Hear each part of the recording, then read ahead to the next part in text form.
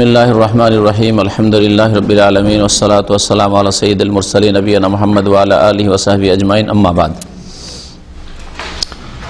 फ़क़द क़ाल अल मुअल्लिफ़ रहिमहुल्लाहु तआला अन उमर रज़ियल्लाहु तआला अन्हु अयज़न क़ाल बैनमा नहनु जुलूसुन इंदा रसूलिल्लाहि सल्लल्लाहु अलैहि वसल्लम ज़ाता यौमिन इज़ तला अलैना रजुलुन शदीदु बियाज़ि सियाबि शदीदु सवादि शारि ला युरा अलैहि असरु सफ़र वाला यारिफुहु मिन्ना अहद हत्ता जलसा इला नबी सल्लल्लाहु अलैहि वसल्लम फअस्नद रुकबतैहि इला रुकबतैहि व वदअ कफ़ैहि अला फ़ख़िज़ैहि व क़ाल या मुहम्मद अख़बिरनी अनिल इस्लाम फ़क़ाल रसूलुल्लाह सल्लल्लाहु अलैहि वसल्लम अन तशहद अल्ला इलाहा इल्लल्लाह व अन्ना मुहम्मदन रसूलुल्लाह व तुक़ीमुस सलात व तु'तीस ज़कात व तसूम रमज़ान व तहज्जुल बैत इन इस्तताअत इलैहि सबीला क़ाल सदक़ता फ़अजबना लहु यसअलुहु व युसद्दिक़ुहु। अल हदीस 40 হাদিসের দ্বিতীয় হাদিস ইমাম নববী রাহমাতুল্লাহ আলাইহির কিতাবের ওমর রাদিয়াল্লাহু তাআলা আনহু থেকে বর্ণিত। প্রথম হাদিসটিও ওমর রাদিয়াল্লাহু তাআলা বর্ণিত ছিল। বলছেন তিনি যে বাইনামা নাহনু জুলুসুন ইনদা রাসূলিল্লাহ সাল্লাল্লাহু আলাইহি সাল্লাম, কোন এক সময় আমরা রাসূলুল্লাহ সাল্লাল্লাহু আলাইহি সাল্লামের পাশে বসেছিলাম। যাতা ইয়াউমিন, কোন একদিন, যাতা ইয়াউমিন মানে কোন একদিন।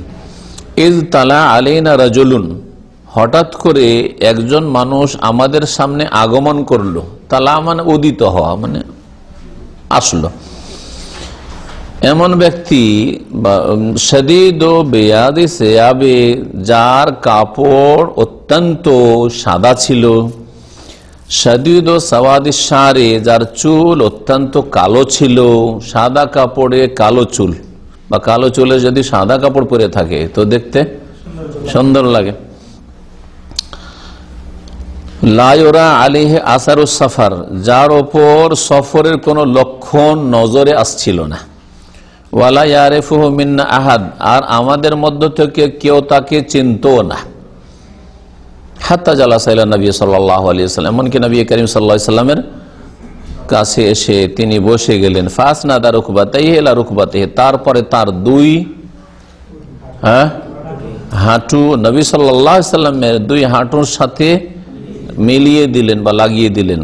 ওয়া ওয়াদা কাফাইহি আলা ফাখিদাইহি, এবং দুই হাত তিনি রাখলেন তার আপন দুই রানের ওপর। ওয়াকালা, এবং জিজ্ঞেস করলেন। এই ছিল হাদিস। হাদিসের অর্থগুলি একটু করে এখান থেকে ব্যাখ্যা করে দিই, তাহলে বারবার আর আমরা এই হাদিসের দিকে ফিরবো না, কারণ সময় খুব কম আমাদের কাছে। এই ব্যক্তির গুণ বর্ণনা করতে গিয়ে যে সফর কোন লক্ষণ পাওয়া যাচ্ছিল না।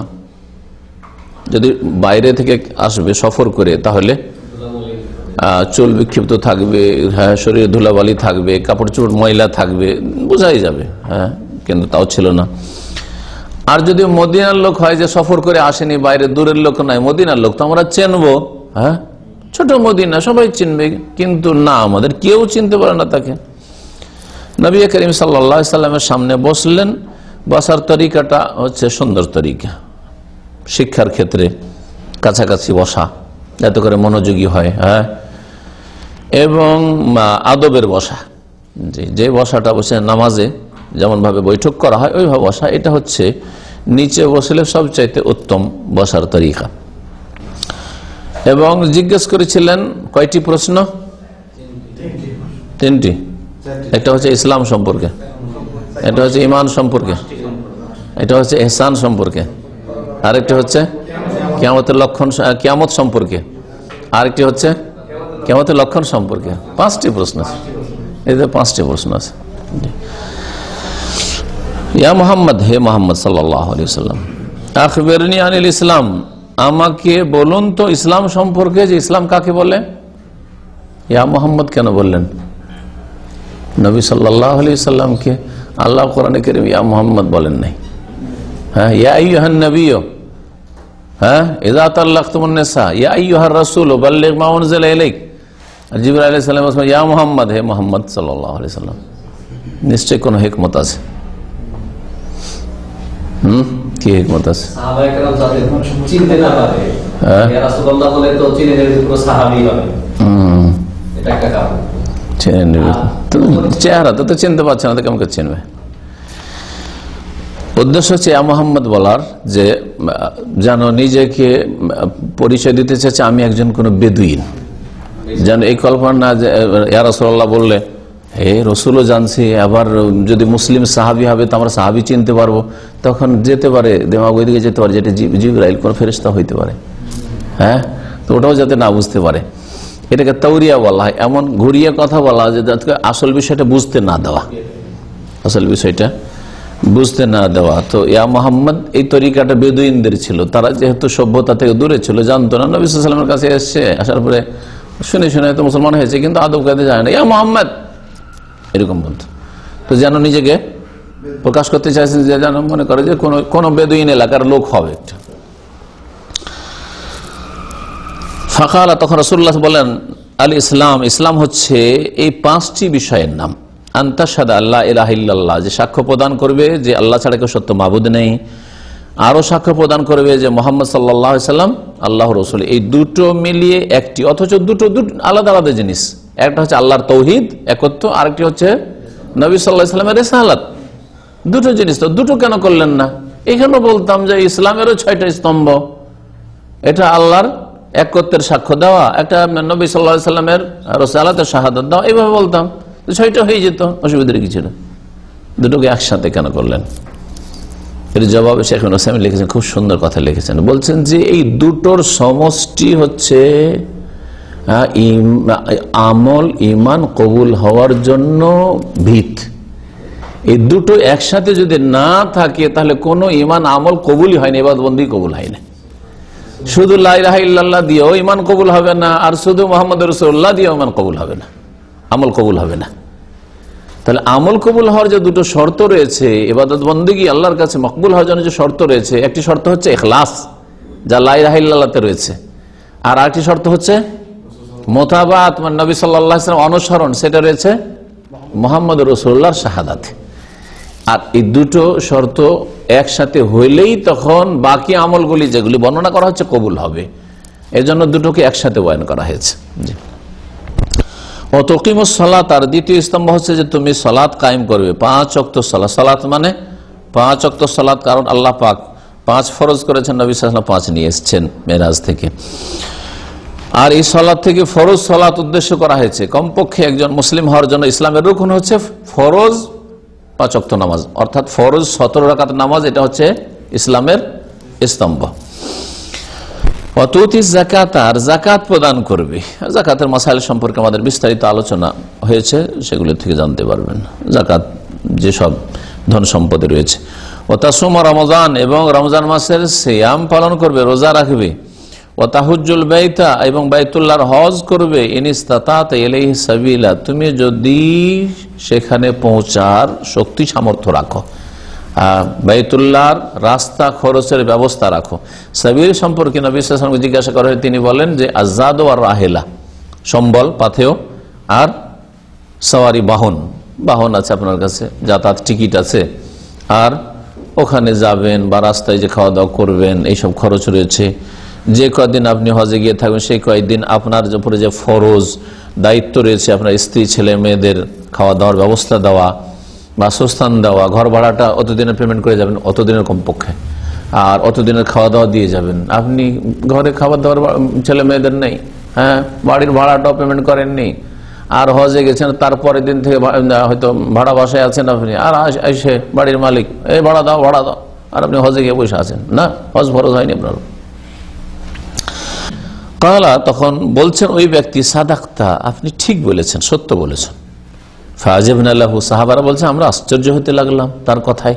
ইয়াসআলু ওয়া ইউসাদ্দিকু, জিজ্ঞাসাও করছে, আবার নবী সাল্লাল্লাহু আলাইহি ওয়াসাল্লাম সত্যায়ন করছে যে ঠিক ঠিক ঠিক, এই কেমন কথা হইল? হ্যাঁ, তো এটা তো যদি একজন মানুষ জানার জন্য জিজ্ঞেস করতে, তো এরকম তো বলবে না, কি করে ঠিক বলেছেন, ঠিক বলেছেন, জানলো কেন করে ঠিক? হ্যাঁ, কালাফা আখবিরনা আনিল ঈমান, দ্বিতীয় প্রশ্ন, আমাকে জানিয়ে দেন তো ঈমান সম্পর্কে, যে ঈমান কাকে বলে।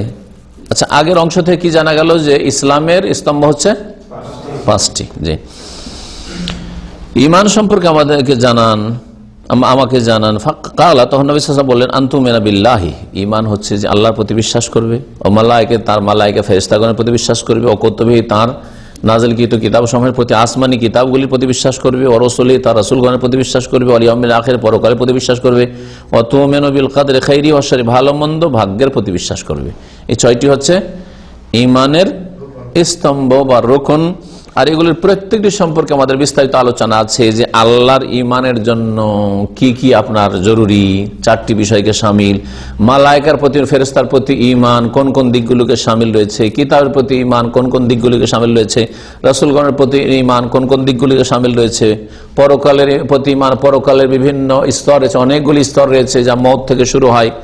আর তারপরে একেবারে জান্নাত জাহান্নাম এবং রুয়াতুল্লাহ, আল্লাহ পাকের সাক্ষাৎ, এ সমস্ত কিছু এর মাঝে যা কিছু রয়েছে, আযাবুল কবরি ওয়া নাঈমু, কবরের আযাব অথবা কবরের নিয়ামত, তারপরে আল বাস, কবর থেকে পুনরুত্থান, হিসাব মুহাসাবা, তারপরে দাড়ি পাল্লা ইত্যাদি, পুল সিরাত ইত্যাদি সব। তকদিরের স্তর রয়েছে। তকদিরের স্তর কয়টি? 4টি, মাশাআল্লাহ। হ্যাঁ, তো এগুলি ওইসব আলোচনা থেকে জানতে পারবেন যেগুলি আছে। কালা সাদাক্তা, তারপরে বলছেন ওই ব্যক্তি যে ঠিক বলেছেন আপনি। কালা ফাআখবিরনি আনিল ইহসান, তার তৃতীয় প্রশ্ন করলেন তিনি যে আমাকে জানিয়ে দেন ইহসান সম্পর্কে। ইহসান মানে নিষ্ঠাবান হওয়া। ইহসানের একটি অর্থ হচ্ছে ইখলাস, নিষ্ঠাবান হওয়া। আর ইহসানের একটা ব্যাপক অর্থ হচ্ছে যে সদাচরণ করা, সদ্ব্যবহার করা। তো ইহসান কথাটি অত্যন্ত ব্যাপক। সর্বপ্রথম ইহসান মা আল্লাহ হইতে হবে। আল্লাহর সাথে ইহসান হচ্ছে ইখলাসের সাথে তার ইবাদত করা। 2 নম্বরে ইহসান হইতো ইহসান মা রাসূলিল্লাহ, রাসূলুল্লাহ সাল্লাল্লাহু আলাইহি ওয়াসাল্লামের সাথে ইহসান করা মানে সদাচরণ করা। সেটা হচ্ছে পূর্ণরূপে তার ইত্তেবা করা, অনুসরণ করা, তার সামনে কারো কথাকে পেশ করবেন না। জি। আর তারপরে ইহসান আল্লাহ পাকের কিতাবের সাথেও, আল্লাহ পাকের কিতাবের বিধান বাস্তবায়ন করবেন। রাসূলের সাথে ইহসানের সাথে সাথে আল্লাহর কিতাবের সাথে ইহসান হচ্ছে যে কোরআন কারীম আপনার জন্য আসমানি সিলেবাস, সুতরাং আপনি তার সাথে সদ্ব্যবহার হচ্ছে যে কোরআন কারীম বাস্তবায়ন করবেন আপনার জীবনে। তারপর হচ্ছে ইহসান মাল খালক, আল্লাহর সৃষ্টির সাথে ইহসান। এই দিয়ে সংক্ষেপ করে দিলাম। ইহসান আল খালকের মধ্যে সর্বপ্রথম হচ্ছে মাতা পিতা, আর তারপরে আপনার ছেলে মেয়ে, স্ত্রী, আত্মীয় স্বজন, যে কোনো মুসলিম, আর তারপরে যে কোনো মানুষ, আর তারপরে যে কোনো পশু পাখি। হ্যাঁ, ইন্নাল্লাহ কাতাবাল ইহসান আলা কুল্লি শাই, এই কিতাবে আসবে। আল্লাহ প্রত্যেক বস্তুর ক্ষেত্রে ইহসানকে ফরজ করেছেন হাদিসে, প্রত্যেক বস্তুর ক্ষেত্রে। ফাইজা কাতালতুম, যদি কোনো কিছুকে হত্যা করতে হয়, ফাহসিনুল কিতাল, ভালো হত্যা করিও। ওয়াইদা যাবাহাতুম, আর কোনো যদি পশু পাখি জবাই করতে হয়, ফাহসিনু যিবহাতা, তাহলে ইহসানের সাথে জবাই করিও। হ্যাঁ, ভোঁতা অস্ত্র দিয়ে জবাই করিও না। ওয়ালিউহিদ্দা আহাদুকুম শুফরাতাহু ওয়ালিউরিহ যাবিহাতাহু, আর তোমাদের যে অস্ত্রটা থাকবে অথবা যে ছোরা থাকবে বা ছুরি থাকবে সেটাকে কি করিও, ধারালো বানিয়ে নিও। আর কি করিও, যাবিহা, যেই জন্তুটাকে জবাই করবে সেটাকে আরাম দিও। এটা হচ্ছে তার সাথে ইহসান করা। আল্লাহ খাওয়া হালাল করেছেন, সেই জন্য তাকে কষ্ট দিয়ে দিয়ে মারবেন, জায়েজ নয়। তাহলে ইহসান অত্যন্ত ব্যাপক। এই ইহসানের কথাটিকে যদি ভালো করে আলোচনা করা যায় তো একটা বড় একটা আলোচনার প্রয়োজন রয়েছে। ইহসান যেগুলি বললাম, যে দিকগুলি বললাম, আল্লাহ থেকে শুরু করে আল্লাহর মখলুক পর্যন্ত।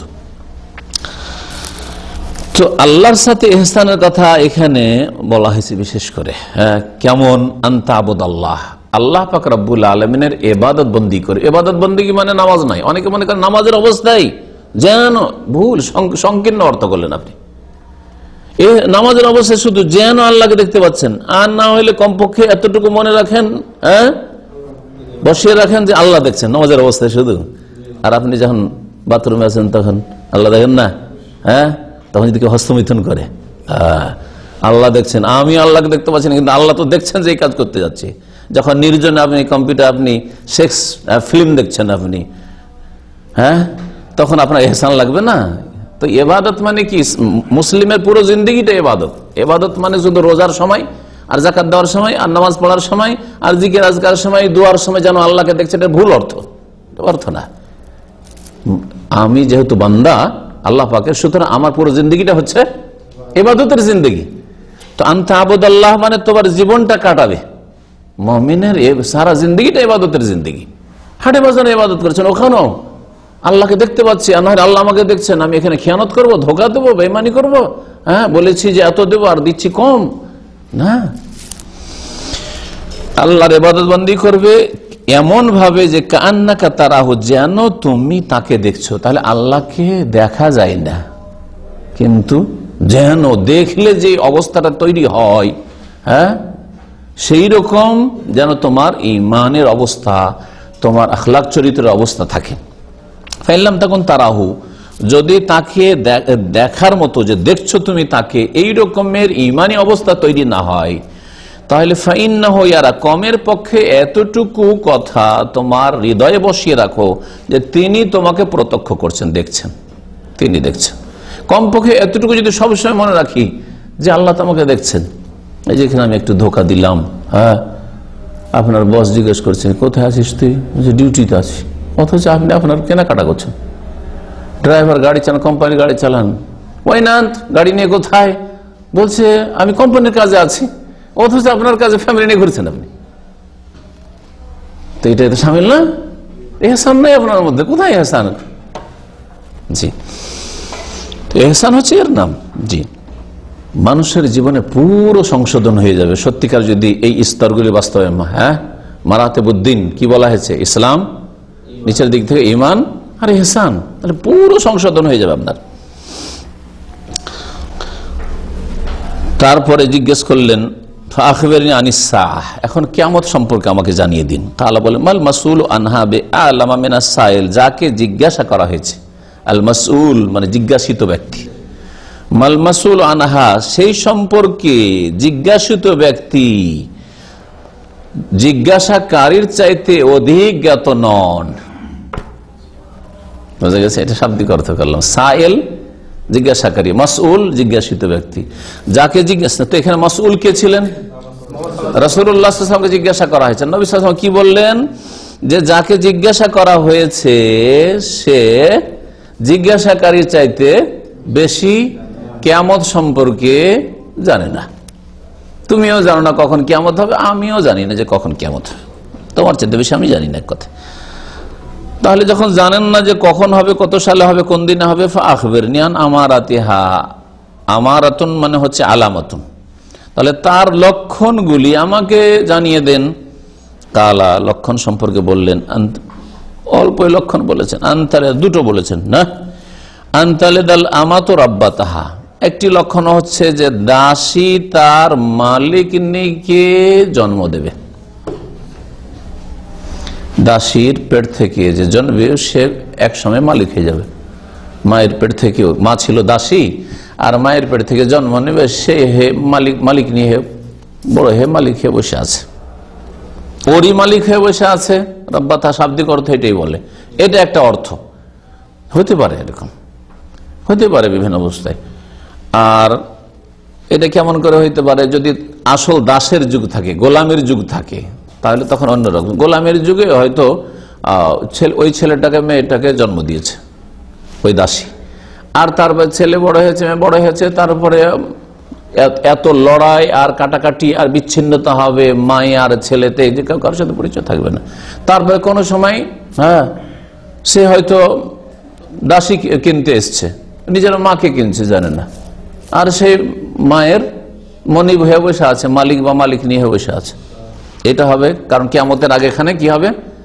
ওয়াকসরুল হারজ, খুন খুব বেশি হবে। দেখছেন না আজকে প্রতিদিন কত খুন হচ্ছে, মানুষ আরো বাড়বে, আরো বাড়বে। জি, এটা কিয়ামতের লক্ষণ। তো যার ফলে কারো সাথে কারো পরিচয় থাকবে না, একে অপর থেকে এমনভাবে বিচ্ছিন্ন হয়ে যাবে।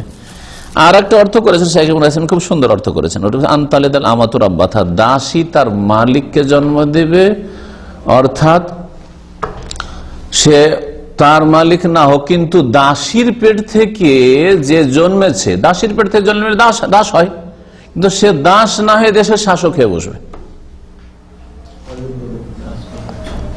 জি জি, আর এটা ব্যাপক অর্থে দেখা যাচ্ছে। ব্যাকগ্রাউন্ড দেখেন যে প্রধানমন্ত্রী হয়েছে, রাষ্ট্রপতি হয়েছে, হ্যাঁ তার 50 বছর 100 বছর আগে দেখেন চায়ের দোকানে চা বিক্রি করতো প্রধানমন্ত্রী, ভারতের প্রধানমন্ত্রী বসে আছে না। এইরকম হইতেই থাকবে, শুধু একটি ঘটনা না। নবী সাল্লাল্লাহু আলাইহি ওয়াসাল্লামের কথা সারা পৃথিবীর জন্য, এবং সব যুগের জন্য। আচরণটা হ্যাঁ, এটা একটা অর্থ, এটা অর্থ করা হয়েছে যে মায়ের সাথে আচরণ করবে দাসীর মতো। হ্যাঁ, জি জি, নিজের জন্য মালিক। তো আজকাল তো ব্যাপক হারে মায়ের সাথে এই খারাপ আচরণ। হ্যাঁ, স্ত্রীর কথা ছাড়া কিছুই শোনেন না মায়ের ক্ষেত্রে, বাপের ক্ষেত্রে।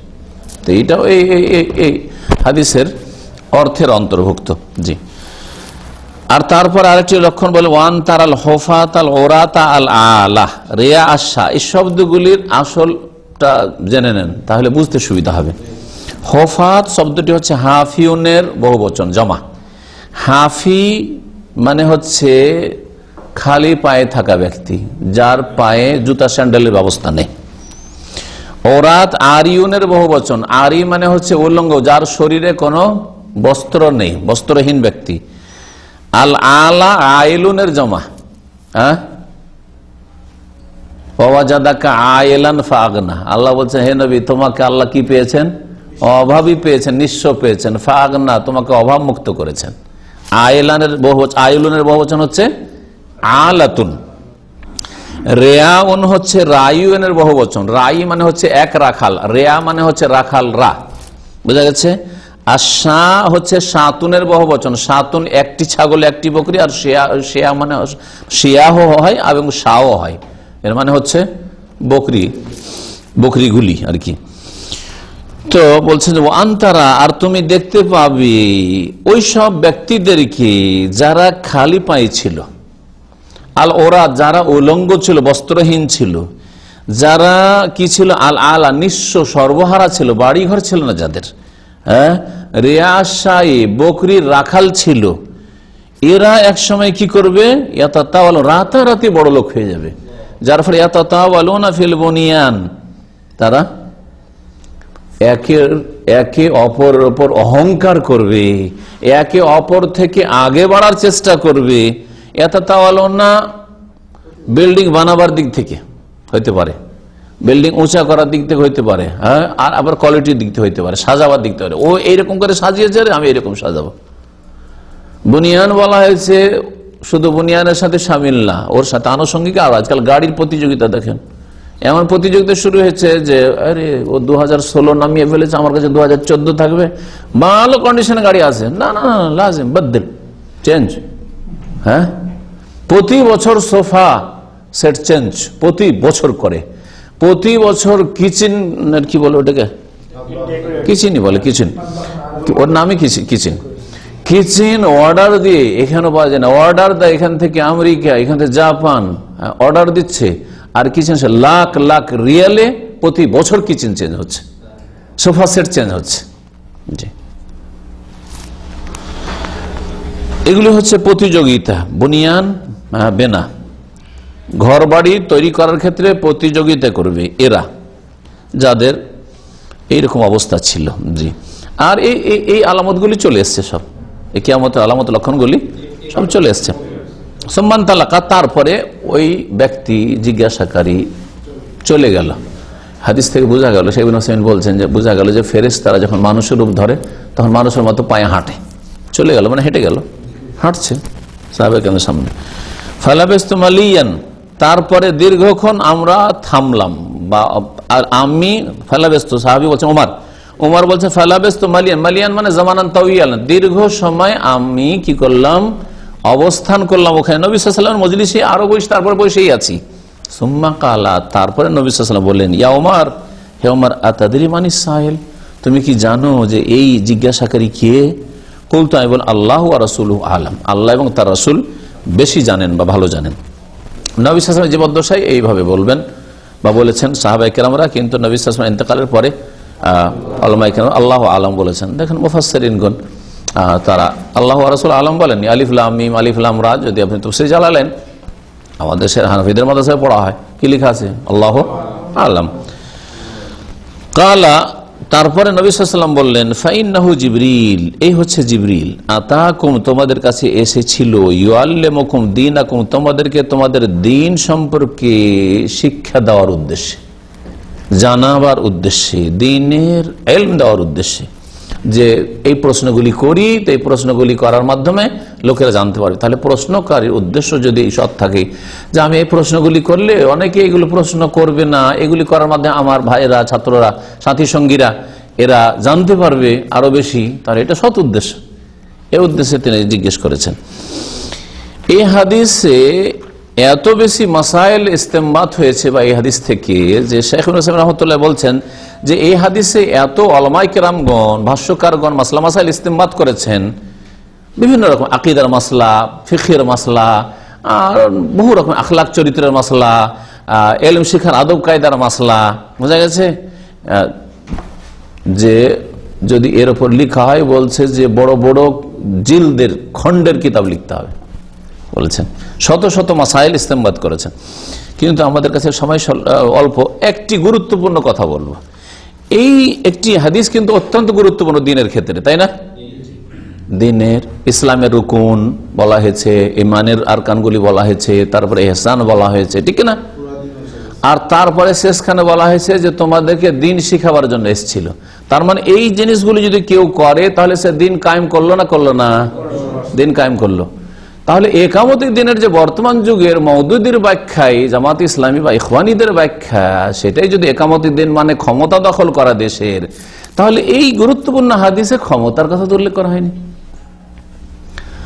নবী সাল্লাল্লাহু আলাইহি ওয়াসাল্লাম তো বলছেন যে এগুলি করলেই দিন কায়েম হয়ে যায়, আর এরা বলছে যে এগুলো দিন কায়েম না, এগুলো ছোট ছোট ইবাদত, বড় ইবাদত না কায়েম করলে দিন কায়েম হয় না। সেটা বড় ইবাদত হচ্ছে তাদের কাছে ক্ষমতা দখল করা, পার্লামেন্টে পৌঁছা। ভুল ব্যাখ্যা কিনা? এটা একটা গুরুত্বপূর্ণ হাদিস। ইনশাআল্লাহ একামতের দিনের যখন আলোচনা করব, আমি বলছি অনেকদিন থেকে, কিন্তু এরকম বিষয় ভিত্তিক আলোচনাতে যাওয়া হচ্ছে না। একামতের দিনের সঠিক অর্থ কি, ওর তাৎপর্য কি, এটা হচ্ছে অত্যন্ত শক্তিশালী দলিল।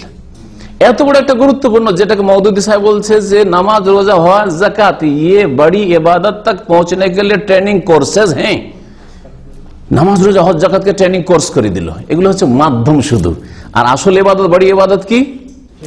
গদি দখল করা, অন্যকে তাড়ানো আর নিজের আগে গদিতে বসা। এটাই যদি হইতো তাহলে নবী সাল্লাল্লাহু আলাইহি ওয়াসাল্লাম উল্লেখ করে দিতেন। তার আগে জিবরাইল জিজ্ঞেস করতেন যে খেলাফত কায়েম করা।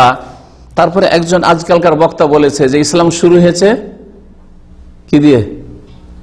ইসলাম শুরু হয়েছে হয় নামাজের কথা, অথবা বলেছে যে না না না লা ইলাহা ইল্লাল্লাহ দিয়ে, অথবা নামাজ দিয়ে, এরকম বলেছে, নামাজ দিয়ে, আর শেষ হবে খেলাফত দিয়ে। এটাও ভুল ব্যাখ্যা। তাহলে নবী সাল্লাল্লাহু আলাইহি ওয়াসাল্লাম দিনের কথা বলছেন, খেলাফতের কথা কেন উল্লেখ করলেন এখানে? ইসলামের আরকানের মধ্যে খেলাফত বলেননি, ইমানের আরকানও খেলাফত বলেননি। আর অধিকাংশ আইম্মাই কেরাম, আপনার অধিকাংশ আইম্মার বলছি, আম্বিয়া রসুলগণ সবগুলি প্রায় কয়েকজন নবী ছাড়া কেউ খেলাফত আর পাননি, বলেন নাই। বুঝা গেছে? তারপরে চার ইমাম আবু হানিফা, শাফি, মালিক, আহমদ, তাদের জামানায় জালেম জাবের রাজারা ছিল আব্বাসী খেলাফতের যুগে। কেউ বিদ্রোহ ঘোষণা করেন যে এদেরকে টেনে ফেলো, সব অসাত লোকের আছে, তো এদেরকে টেনে ফেলো আর আমরা একামতের দিন করি।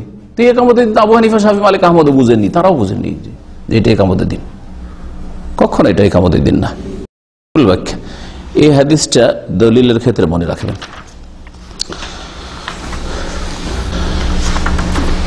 ইমানের রকম কয়টি? 6টি। ইমান আর ইসলাম দুটো একই জিনিস না ভিন্ন ভিন্ন জিনিস? ভিন্ন ভিন্ন। মাশাআল্লাহ, খুব সহজ, এত তাড়াতাড়ি জবাব আমি তো দিতে পারবো না। হ্যাঁ, কে বলতে পারে? ইমান আর ইসলাম ভিন্ন ভিন্ন জিনিস। যদি ভিন্ন ভিন্ন যদি হয় তাহলে বলতে হবে এই লোকটা মুমিন আর এটা মুসলিম, নাকি?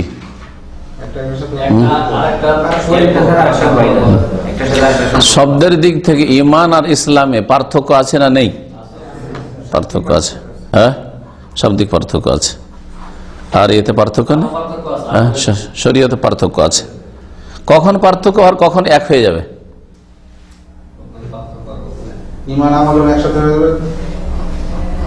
হ্যাঁ, না বুঝেননি, আমি কাছিয়ে দিচ্ছি আপনাদের জন্য। ইমান এবং ইসলাম, যখন শুধু ইমান শব্দ ব্যবহার করবেন কোথাও, অথবা শুধু ইসলাম বা কোরআন হাদিসে ব্যবহৃত হয়েছে, তখন তাতে দুটোই অর্থ শামিল আছে। এই লোকটি ভাই মুমিন, তার মানে এই নয় যে শুধু অন্তরে তার এই 6টি আছে আর ইসলামের 5টি রুকুন নেই, এটা নয়। তার মানে সে মুমিন প্লাস মুসলিম। এই লোকটি মুসলিম কোন এক সময় বলছেন, হ্যাঁ, তার মানে এই নয় যে মুসলিম মানে বাহ্যিক 5টা রুকন তো আছে কিন্তু ওই 6টা নেই, ইমানের 6টা যে রুকন ওইটা নাই। কারণ ইসলাম ছাড়া ইমান হয় না, ইমান ছাড়া ইসলাম হয় না। হ্যাঁ, একজন মুসলিম অথচ ইমান নেই, এটা হইতে পারে না, সে কাফের। অথবা 6টা জিনিস বিশ্বাস আছে তার, কিন্তু ইসলামের এই 5টি নেই, আর বলবেন যে মুসলিম সে মুমিন না, মুমিন নয়, সে কাফের। বুঝা গেছে? তাহলে যখন আলাদা আলাদা ভাবে ব্যবহার হবে তখন একটার মধ্যে আর একটা শামিল, বুঝলেন? এবার আর যখন একসাথে ব্যবহৃত হবে, পাশাপাশি দুটো এসছে, যেমন এই হাদিসে দুটোই উল্লেখ করা হয়েছে, একবার আখবরিন আনিল ইসলাম আর একবার আখবরিন আনিল ঈমান। যখন পাশাপাশি ব্যবহার হবে তখন যেমন বলছি এই লোকটি মাশাআল্লাহ মুমিন ও মুসলিমও, তার মানে কি আমি কি একটা কথা রিপিট করছি না? উদ্দেশ্য হচ্ছে যে ইসলামের 5টি যে রুকন আছে সেগুলিও তার পুরোদমে আছে, আর ইমানের যে 6টি রুকন আছে তাও আছে। আমি তখন বুঝাইতে চাইছি যে দুটো আমি পৃথক অর্থে বুঝাইতে চাইছি। শাইখুল ইসলাম ইবনে তাইমিয়া রাহমাতুল্লাহ আলাইহি কথাটিকে সহজ করে বোঝানোর জন্য বলেছেন, আল ঈমান ওয়াল ইসলামু ইজা ইজতামা ইফতারাকা ওয়া ইজা ইফতারাকা ইজতামা। যারা আরবি ভালো বোঝেন তাদের বুঝতে পারবেন, কিন্তু আপনাদেরকে ব্যাখ্যা করে বুঝিয়ে দিচ্ছি।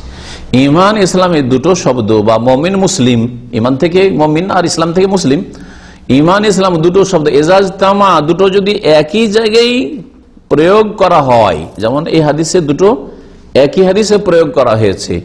ইফতারাকা মানে ইজতামা ফিল লাফজে ইফতারাকা ফিল মানা, যখন এক শব্দের ক্ষেত্রে এক জায়গায় হয়ে যাবে তখন অর্থ আলাদা আলাদা হয়ে যাবে। অর্থ আলাদা কি হবে?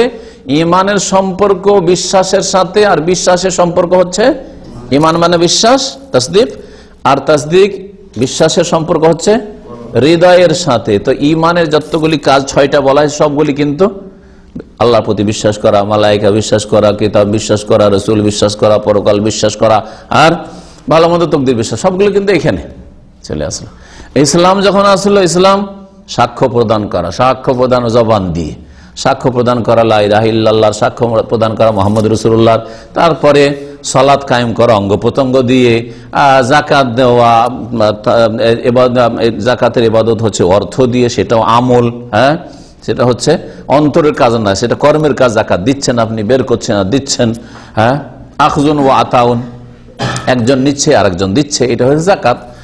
আর সিয়াম সেটা হচ্ছে শারীরিক ইবাদত, হজ সেটাও শারীরিক প্লাস আর্থিক ইবাদত, তো এটা হচ্ছে অঙ্গ প্রত্যঙ্গের কাজ। তাহলে ইসলামের সম্পর্ক কিসের সাথে?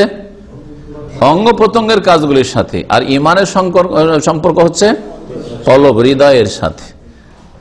যখন একসাথে দুটো ব্যবহার হবে তখন অর্থ আলাদা আলাদা হবে। এখানে একসাথে যেহেতু দুটো এসছে সেজন্য ইসলাম বাহ্যিক কাজগুলিকে বলা হয়েছে, আর ঈমান বলা হয়েছে আভ্যন্তরীণ কাজগুলিকে।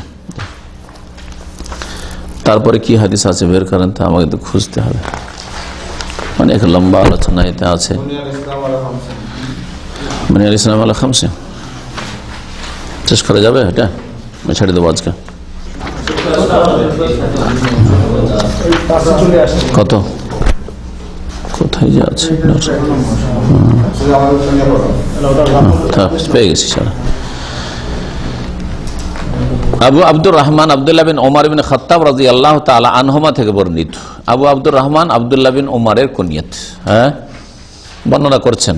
তাহলে প্রথম দুটি হাদিস ওমর রাদিয়াল্লাহু তাআলা বর্ণিত ছিল, তৃতীয় হাদিস তার ছেলে থেকে। যে কালা, তিনি বলছেন সামিতুন নবী সাল্লাল্লাহু আলাইহি ওয়াসাল্লাম ইয়াকুল, আমি নবী করিম সাল্লাল্লাহু আলাইহি ওয়াসাল্লামকে বলতে শুনেছি, বুনিয়াল ইসলাম আলা খামস, ইসলামের ভিত্তি স্থাপন করা হয়েছে 5টি বিষয়ের উপর।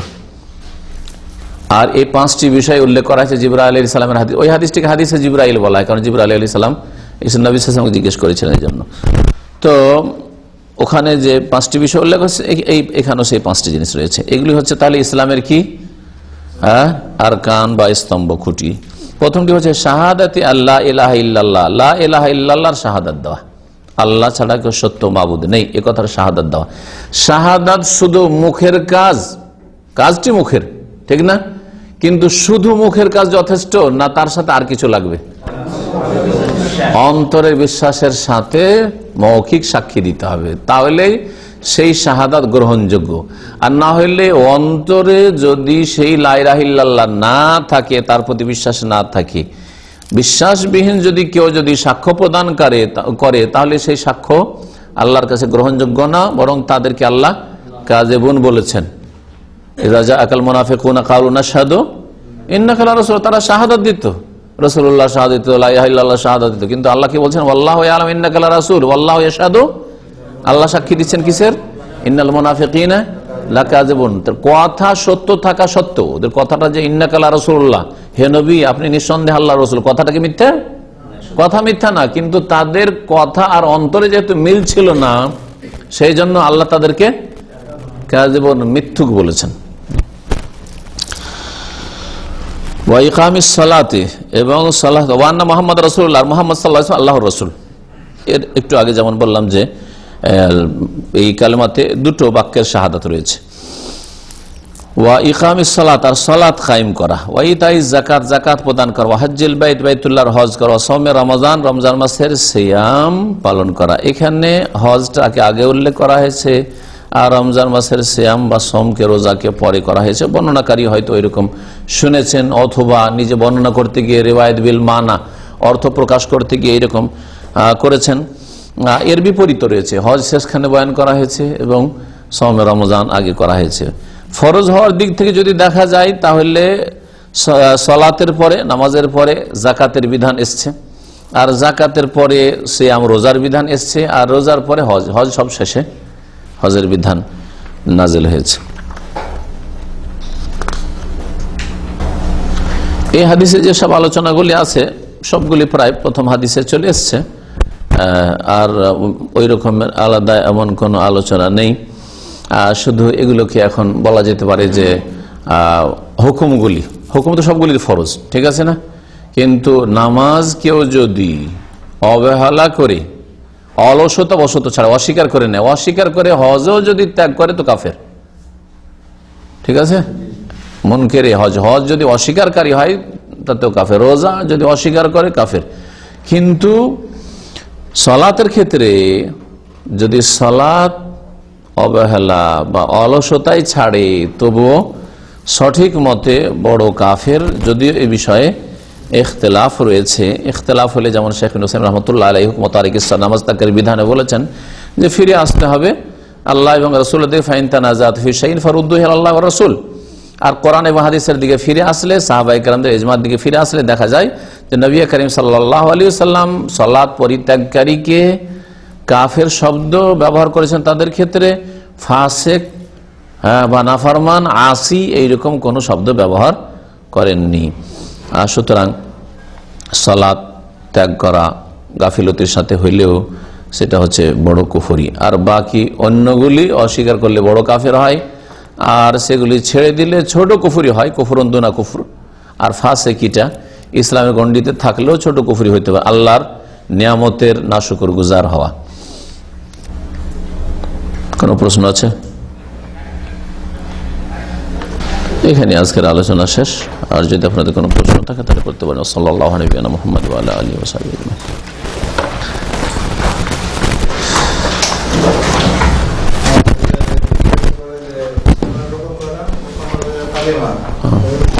কালিমা বলবেন, কালিমার শাহাদাত দাও।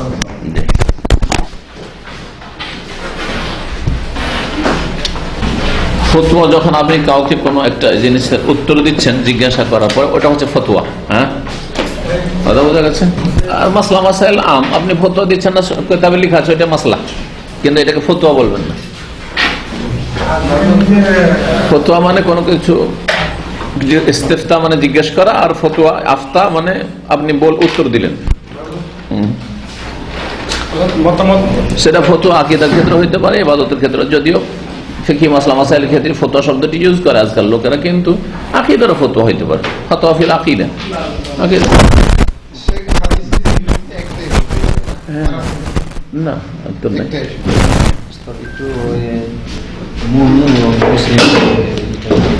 মুমিন মুসলিম, ঈমানের সম্পর্ক হচ্ছে অন্তরের সাথে বিশ্বাস। ঈমান মানে বিশ্বাস করা, আর ইসলাম মানে আত্মসমর্পণ করা। আত্মসমর্পণ অঙ্গ প্রত্যঙ্গ দিয়ে, মাথা থেকে পা পর্যন্ত অঙ্গ প্রত্যঙ্গ দিয়ে।